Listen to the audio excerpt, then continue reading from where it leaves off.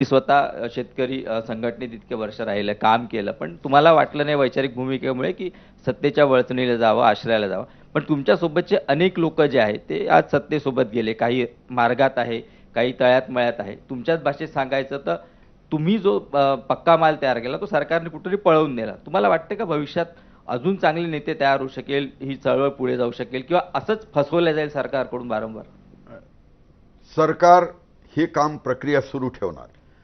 नेते काही बुशीट टाकून तयार होत नाही. गाद्या गिरद्यावर लोळून थोर पुरुष कधीच निर्माण होत नाही. टाकीचे गाव सोसल्याशिवाय देवपण येत नाही. त्या दिवशी ज्या गोष्टीला जास्त करंट लागेल त्यावेळेला आपोआप माणसं तयार होतात. आणि माणसं तयार व्हायला थोडा वेळ लागेल, कारण शेवटी माणूस अर्थवादात चालवताना तो विचारांनी तयार होतो आणि विचारांनी तयार व्हायला माणसाला वेळ लागतो. देवाच्या नावावर, धर्माच्या नावावर, जातीच्या नावावर, वेगवेगळ्या नावावरचं हे आंदोलन सोपं आहे, कारण त्याला भावनिक अटॅचमेंट आहे. हे सगळं खिशाचं आंदोलन आहे.